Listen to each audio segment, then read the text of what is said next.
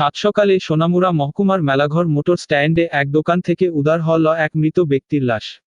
নাম রতি মোহন দাস ৩০। জানা যায় মেলাঘর মোটর স্ট্যান্ডে দুলাল মিয়ার দোকান বিটের একটি পরিত্যক্ত দোকান থেকে মেলাঘর থানার পুলিশ উদ্ধার করে এই মৃত ব্যক্তিকে। জানা যায় উনার বাড়ি মেলাঘরের ক্যামতলি বৈদ্য মুড়া। যদিও মৃত ব্যক্তির বাড়ি মেলাঘর এর ক্যামতুলি বৌদ্ধ মুড়া, তবে তিনি থাকতেন মেলাঘর মোটর স্ট্যান্ড এবং মোটর স্ট্যান্ডার আশপাশে। তিনি ছিলেন দিনমজুর, যখন যে কাজ পেতেন তখন সেখানে সেই কাজ করতেন। নির্দিষ্ট কোনো কাজ ছিল না মৃত ব্যক্তি রতি মোহন দাসের। জানা যায় মৃত ব্যক্তির তি মোহন দাসের স্ত্রী এবং ছেলে থাকলেও পরিবারের সঙ্গে যোগাযোগ নেই দীর্ঘ ১৫ বছর যাবৎ। এমনটাই বললেন রতি মোহন দাসের স্ত্রী মঞ্জু দাস। কিছুদিন আগে ভিক্ষা করে বিয়া দিছি মেলাঘর সোনামুড়া বিশালগড় আগরতলাতে ভিক্ষা করে বিয়া দিছি মেয়েটারে। এটা আপনি স্বামী? হ্যাঁ, অনেক বছর ধরে ভাত খাবার দেয় না, এমনকি বাচ্চা কাছে রেডি কিন্তু চাইছে না ভাইয়া। মানে বাচ্চা তো হয়েছে ওজন কত ঢোক হ্যাঁ নিজেও কই থাকতো না। তো আপনার বাড়ি কোনো? আপনার বাড়ি? আমরা বাড়ি বৈদ্যমুড়া, কেমতুলি বৈদ্যমুড়া। তো যোগাযোগ নাই আপনার লগে অনেক বছর? না, এমনি মেলা করে আসা যাওয়া আছে দেখি তো কোনো যোগাযোগ না। কিছুদিন আগে আমার মারতে লইছে বাজারের নিতে, এবারে কইছি আমার শৈলের মধ্যে একটু টাচ করে দেওয়া শুধু। এরপরে বাজারের মানুষের কথা মাসি করতে খাইয়া রয়েছে, তোমরা যাও গা। অন্যদিকে প্রত্যক্ষদর্শী একজন বলেন, গত কয়েকদিন মেলাঘরের হোটেলগুলি করোনা কারফিউ এর কারণে বন্ধ থাকার ফলে গত ২-৩ দিন ধরে নাকি সে ভাত খায়নি। তবে মৃত ব্যক্তি রতি মোহন দাস অতিরিক্ত নেশা করতেন বলে জানান প্রত্যক্ষদর্শীরা।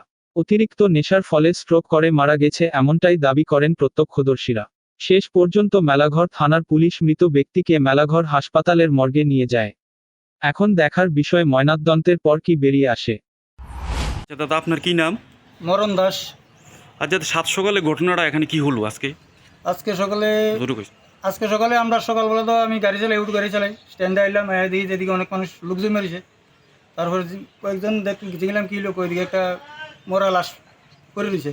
তারপরে দেখলাম পুলিশ প্রশাসন এলো, গাড়ি টাড়ি এলো, তারা এলো, স্যার তারা এলো, দেখলো দেখে ওনার শ্বশুর বাড়িতে খবর দিছে, আত্মীয় স্বজন যা ছিল তারা খবর টবর দিছে। তো এই আত্মীয় স্বজন কেউ আসে না। তো তারপরে দিয়ে লাস্ট লয়ে গেছে থানার মধ্যে, না হসপিটাল লয়ে গেছে এটা ঠিক জানি না। লাস্টার পরিচয় হওয়া গেছে নি? পরিচয় এর নাম হলো রতি মোহন দাস। আর নিজের বাড়ি ঠিক আমিও জানি না কোনখানে। শ্বশুর বাড়ি আছে কেমতুলি বৈদ্যমুড়া। হ্যাঁ, কি করতে এমনি? এমনিতে হ্যাঁ অনেক দিন ধরে দিই আমরা স্ট্যান্ডের মধ্যে এদিকে ঘোরাঘুরি করে, যেই কাজের কথা ছোটো মোটো কাজ টাজ করে ঘুরে গাড়ি 10-20 টাকা দেয়, দিলে মনে করেন হ্যাঁ একটু নেশা টেশা করে।